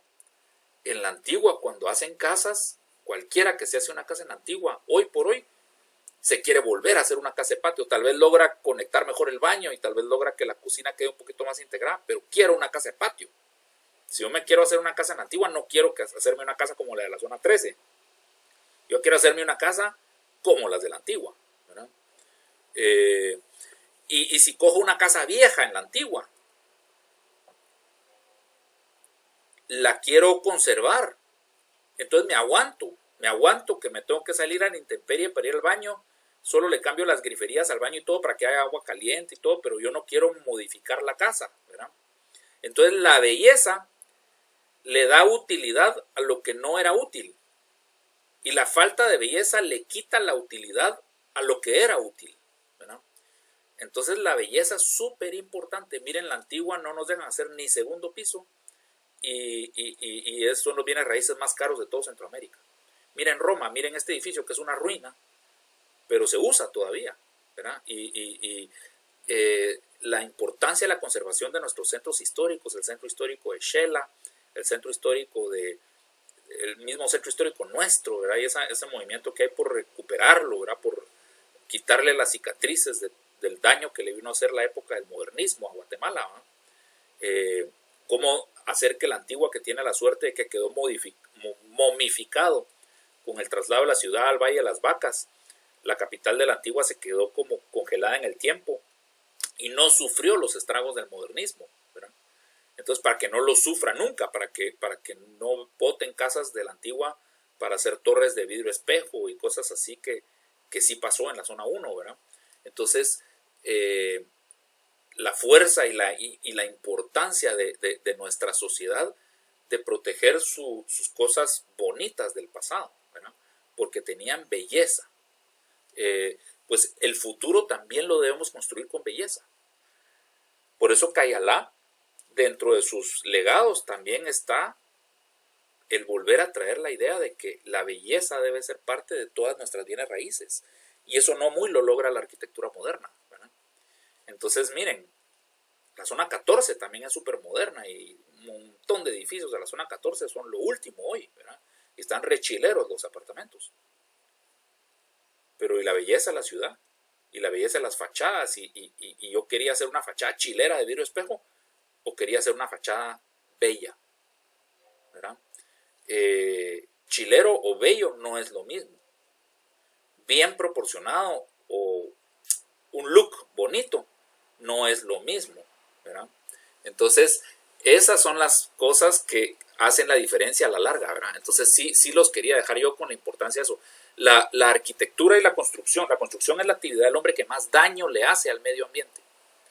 El llevar concreto para construir estos edificios fundidos tiene una huella de carbono enorme, desde la minería abierta en el Progreso, trasladar todo el clínker a la fábrica, a la pedrera, quemar un montón de búnker y generar energía eléctrica, grandes cantidades de watts para cocinar el cemento en hornos, subirlo a los mixtolistos, gastar diésel y machucar calles con los mixtolistos para ir a hacer la fundición del piso 13 de un edificio. Es caro para el medio ambiente, tiene un tremendo impacto de huella de carbono en el medio ambiente. Entonces, si yo lo uso para hacer arquitectura que va a permanecer y que va a ser bella y que algún día va a ser parte del patrimonio cultural de la nación, o lo puedo usar para hacer arquitectura que va a haber que remodelar o incluso tal vez demoler dentro de algunos años para construir otra cosa en vez, porque ya su utilidad se perdió, ¿verdad? Entonces eso es realmente, cuando ustedes miran Roma y esas callecitas verdes, esas callecitas sin un solo árbol,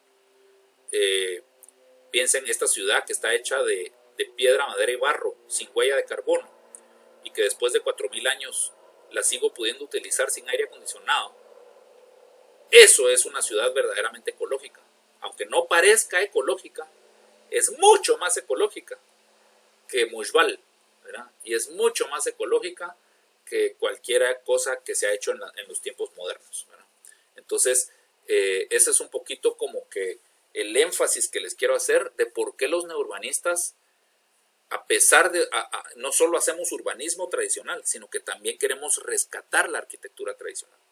La arquitectura tradicional no es obligatoria para hacer buen urbanismo. Yo puedo hacer un muy buen urbanismo con arquitectura moderna, pero el problema es que la arquitectura moderna pasa de moda. Un ejemplo excelente que les puedo dar es Disney World. Para los que conocen Disney World, Magic Kingdom. Ustedes vienen y entran a Magic Kingdom, y lo voy a dibujar aquí. Entran del estacionamiento y entran por, vamos a cambiar de color, vamos a ver. Entran por Main Street USA. Aquí está la estación de tren por donde uno entra al parque y se camina en esta calle. Main Street USA está celebrando todos los estilos de arquitectura tradicionales de los Estados Unidos y parece precisamente como una callecita, como decir la calle del Arco de un pueblo gringo, ¿verdad? Y aquí está la estación de bomberos y no sé qué, y es una belleza, está tematizado, es un parque de diversiones, ¿no?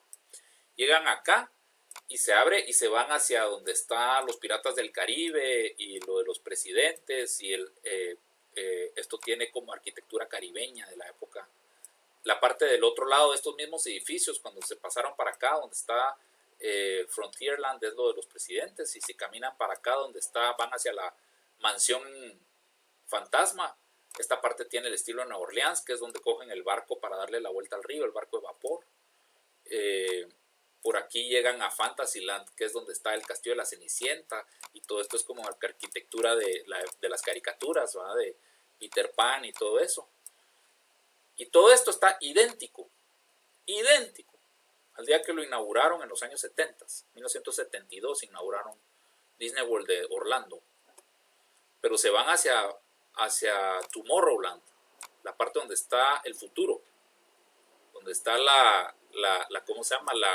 La montaña rusa de Futureland y todo lo del futuro. Esto lo han tenido que remodelar varias veces.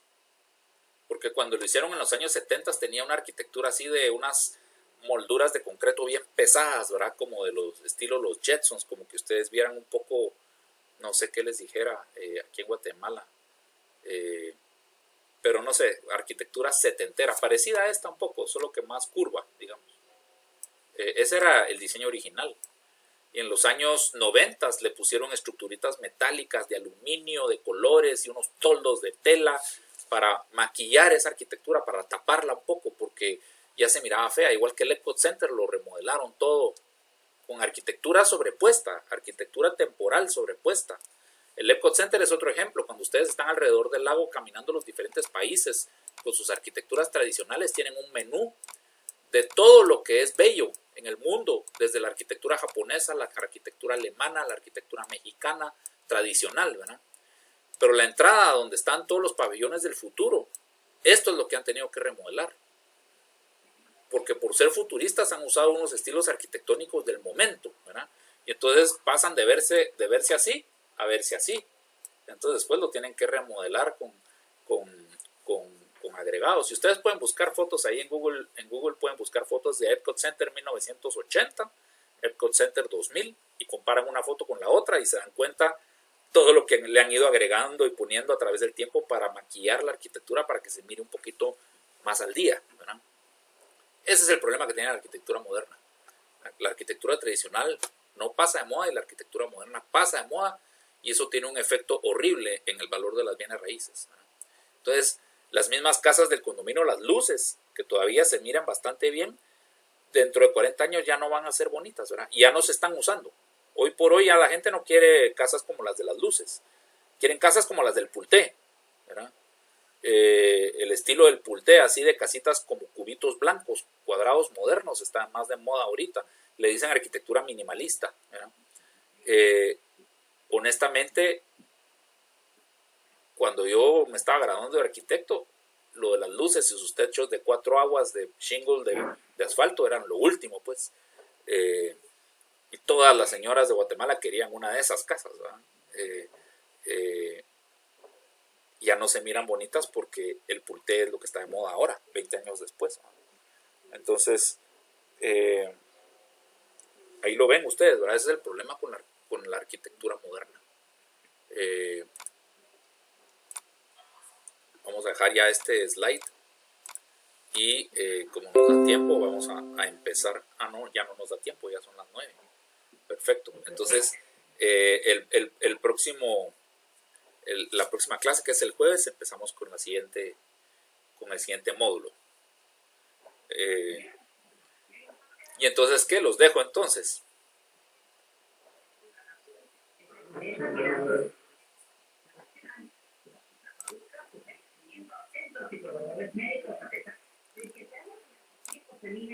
Aprovecho a saludarlos cuando todavía estamos conectados.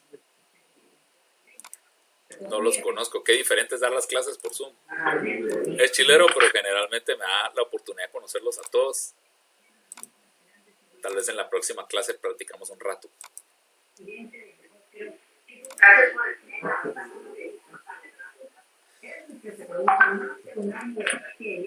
Ahí está Edson Gómez, que puro murciélago, se cuelga del techo.